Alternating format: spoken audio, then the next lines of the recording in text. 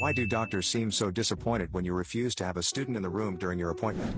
1. About 3 weeks ago, I was scheduled to get Nexplanon inserted into my arm. My doctor, a wonderful man who knows what he's doing, asked me if I would consent to having a student doing the surgery. I decided that it would probably be nice for the student to deal with me since I'm terrified of needles and knives. I accepted, and I haven't seen my doctor this relieved before. So here's what happened during the surgery. I walked into the student's office. Students get their own office at the place where I go for the checkups, and introduced myself. We started talking, and I explained that I am terrified of sharp objects like needles and knives. She asks if I want to see the Nexplanon syringe, since it doesn't look like a typical syringe. We talked about it, and I kept telling her that she was doing great during the surgery, since I thought it was appropriate. We later talked about her studies, and how it was to be a student doctor. She told me that she was grateful that I allowed her to be the one to perform the surgery since she had to perform a certain number of them before she was a proper doctor. So to answer your question, there aren't that many people who consent to having a student to their checkup or watch, which means that they don't get enough experience in the field as they should have had.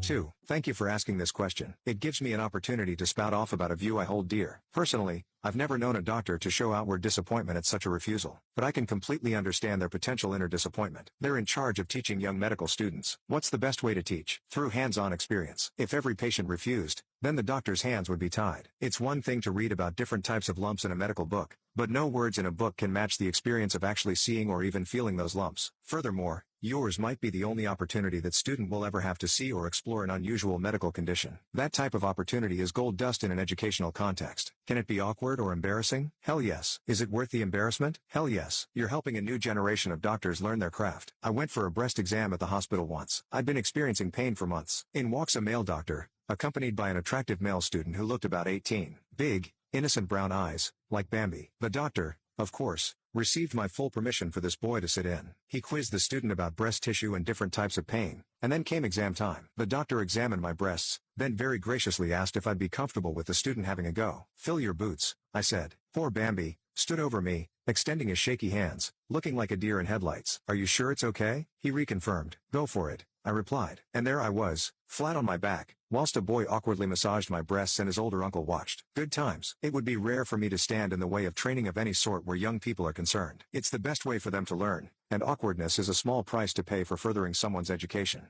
3. Be glad you were asked. I was 16 with a massive pelvic infection from a poorly placed IUD that the doctor ignored as I hemorrhaged massively for months. I was taken to a hospital and placed on 4 antibiotics. About day 3, 2 doctors came in with an easy dozen young guys, students, to observe my pelvic exam. No asking, no warning. I still don't trust any doctor. 4. I don't think I have ever refused. I got over it when I had my hysterectomy. Post-surgery, I was in the hospital for a couple days. The doctors would bring groups of students and residents with them on their rounds. They all looked 25 years old and were good-looking, women and men alike. They all smiled, asked me questions, and every single one examined the incision site. They were all fascinated by my urine output and had to closely inspect my urine bag. The first time, I was embarrassed. After that, I stopped caring. On a different note, some people should not become doctors. I had a psych appointment once. My doctor had a med student there doing her psych rotation. The doctor asked me to describe my mental state and how everything was going, which I did. It took about 10 minutes of me talking. I noticed that the med student was on her cell phone the entire time. When I finished, the med student sighed loudly and said, "There, I just cleaned up about 200 emails. I mean,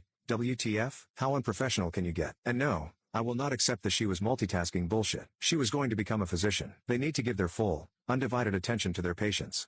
5. When I was 19, back in the mid-70s, I went to the emergency room of a Catholic teaching hospital with extreme pain in my abdomen. The attending doctor did all sorts of exams, including a pelvic exam, and told me it wasn't my appendix, it was cysts on my ovaries and it was a normal occurrence, and he left. About 10 minutes later he walked back in with 5-6 students who needed experience doing pelvic exams. I was not asked. I was told this was going to happen. These male doctors lined up with gloved hands and proceeded to take turns examining me. Some went back in to experience observations made by other students that they may have missed. I was mortified as I was constantly told to spread my legs wider and relax. This was difficult as I was in extreme pain. I was finally taken to surgery where my appendix burst as it was being removed. The exams were unnecessary.